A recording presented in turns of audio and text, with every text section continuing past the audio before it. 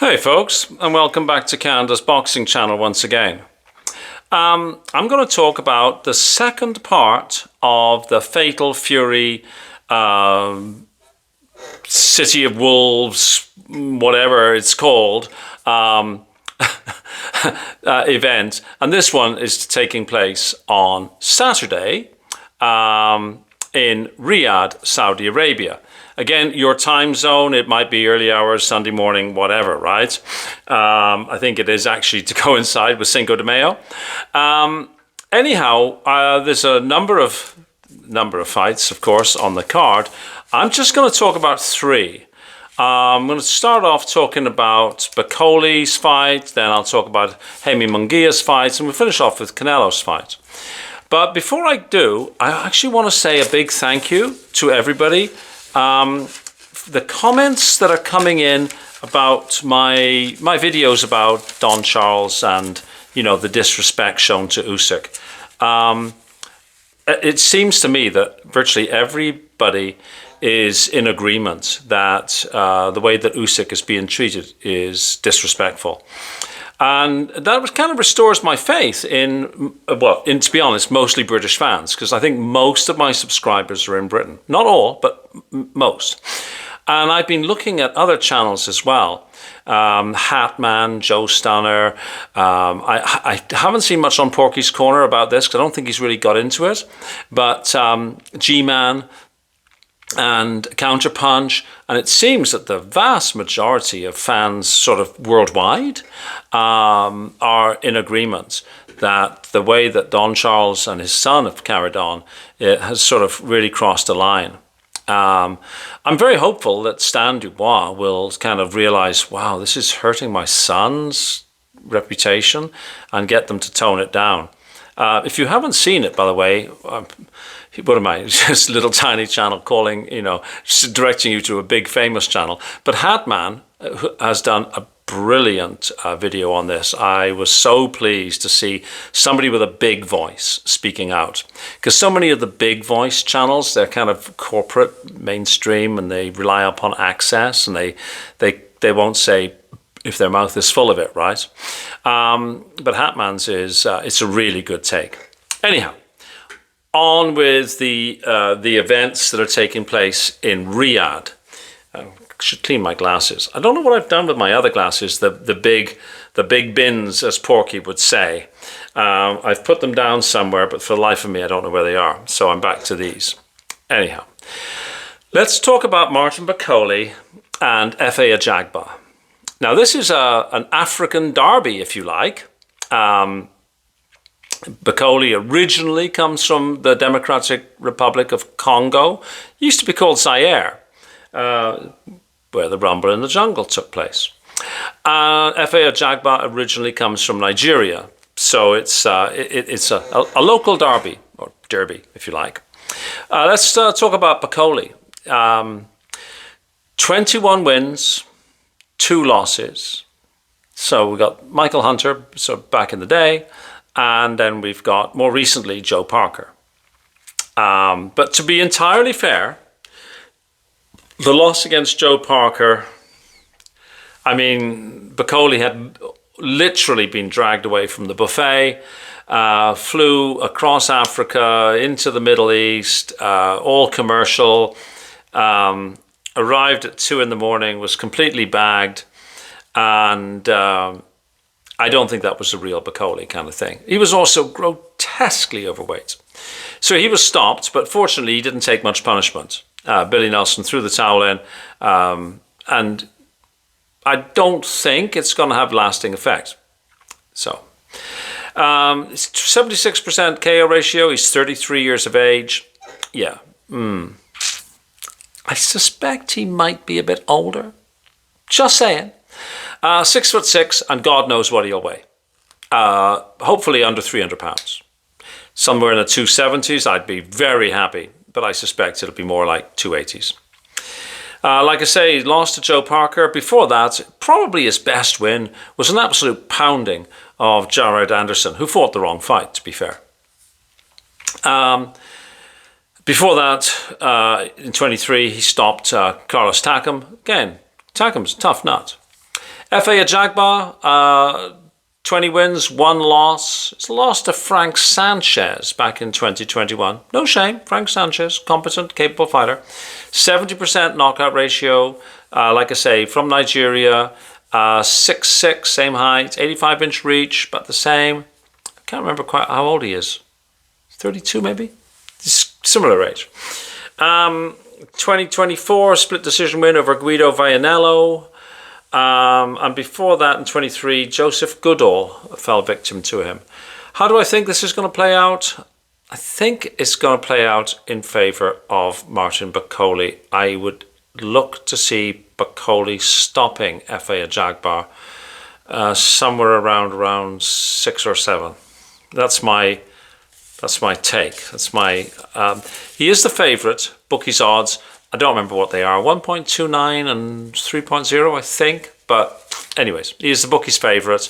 I think unless the loss to Joseph Parker has had some lasting effects, I think this is Martin Bakole's. Now we've got an interesting fight. Mexico and France. Jaime Mungia and Bruno Surace. I think that's how you say his name. Mungia, first of all, 44-2-0, 79% KO ratio, 28 years of age, 6 foot, 72-inch reach. Lost in 2024 to the guy he's fighting, Bruno Surace. I wish I knew how to pronounce his name. Somebody's going to correct me in the comments section. Before that, 2024, he had a KO over Eric Bazingan, and in 2024 he also lost then to Canelo, Saul Canelo Alvarez. Mungia is favourite, even though he's fighting a guy on a rematch that he lost against. The guy he lost against, Bruno, since I can't pronounce his name, I'm just going to call him Bruno. 26-0-2, 19% KO ratio according to BoxRec. And I haven't done that math. I haven't gone through. It seems low, but anyhow. 26 years of age, same height. He beat Mungia, stopped him in the 6th round. Before that, 2023, he had two wins as well. So mostly similar sort of activity level. A little bit more activity for Jaime Mungia. You would expect Mungia to be able to redress this. But this is one where I wouldn't be surprised if Bruno wins. I would expect Mungia to fight a different fight and to prevail. But if there's going to be an upset, this is one where it wouldn't shock me, put it that way. And then we come to, the fight that I want to see it because I like to see Canelo fight. I'm not sure if I want to see him fight William Scull, who Conor Benn says he stopped in sparring. Anyways, it's for the WBC, WBO, and IBF super middleweight title. The Cuban, William Scull, is the IBF super middleweight champion. So it's not like Canelo has just, randomly picked some guy. It's a legitimate contender. I'm not sure if I want to see these two guys fight. But I want to see one of them fight, if that makes sense. Actually, it probably doesn't make much sense. But since I don't know how to edit, it's just like we're talking in a pub, right? Let's see. Saul Canelo Alvarez, 62 wins, 2 losses, 2 draws. You know what? We're not going to see another fighter come through like this, with this 66 fights under his belt, right? This is a dying breed. 62% KO ratio. Been a long time since he's KO'd somebody. 34 years of age, nearing the end of his career, though he has promised before he retires he's going to fight in the UK, which that would be a real treat. I think he's got a lot of fans there. 5'7", 17.5-inch reach. His losses, he lost to Bivol, and back in the day he lost to Floyd Mayweather Jr. So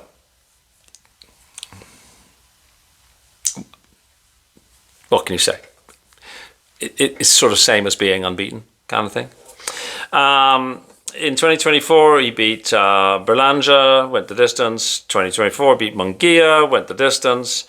2023, he beat Jamel Charlo, went the distance. He was asked, I don't know which channel it was, but he was asked by somebody, are you worried about knocking people out? Canelo, whose English has gotten a lot better as well, says, no, you know, a win is a win, right? He's very relaxed about it, doesn't really care about it. If a knockout comes, a knockout comes. Like even though he's only 34, he's like a real old soldier, right? Like he's very experienced, and is he the most famous name in boxing? In the United States of America, he definitely is. Yeah, and of course in South America, absolutely. I still think he might be the most famous name in boxing, actually. Anyhow, he comes across, he's not bothered by any of this. He's been in Saudi for a while. He says he gets up at 4 in the morning and trains, and then he does his sparring around 6, which will be the time that he's fighting, 6 a.m. So he's acclimated to the time difference, and he's acclimated to the climates, apparently. William Scull, 23-0, not beaten. So IBF super middleweight, the younger man, 32, the taller man, 5'11.5, 39% KO ratio, not really known for knocking people out. In 2024, he beat Shishkin over the distance, Hemphill over an 8-round fight, and Rios over a 6-round fight in 23. So yes, I would say that Canelo is an exceptionally strong favorite to win this fight. My ghast would be flabbered, as they say, if William Scull was able to prevail over Canelo. I will very happily watch it because I like to watch Canelo fight. I mean, when most of these fighters who were near the end, particularly legendary fighters, I think it's sort of like, wow, you know, I get a chance to watch this guy fight. It's a good thing, right? He's not going to be around for that many more years. On the subject of watching it, though, the pay-per-view is quite expensive here. It's $60, $59.99 for each of the 2 days. You can buy a combo package for $89.99. I'm interested to know what it is in your jurisdiction, UK, Australasia, the United States. Let me know. Just curious. Because the DAZN wants to rob this old pensioner of $89.99 plus tax if I subscribe, or not subscribe, if I buy the pay-per-view, and that seems a bit steep, especially for me, you know. So I may end up watching it by other means, as it were. Anyhow, there we go. That's day 2 of this Fatal Fury extravaganza. Let me know who you are picking for the 2 days. Any fights that you really are excited about? Or are you looking at this and going a bit, you know, not quite so exciting? Particularly from the UK, what do you think? You know, you had the big excitement last week of Eubank Jr. and Ben. How do these things compare? I know that American subscribers will say that these are significantly more interesting. The names are much better known, of course. But let me know. Okie doke. Please like, please share, please subscribe. And I will see you on the next video. Wherever you are in the world, have a fabulous day. Including you, Mr. Fox. I wished you a bad day earlier, and that was probably mean of me. So I hope you have a good day as well. Thanks for watching. I'll see you next time. Cheers.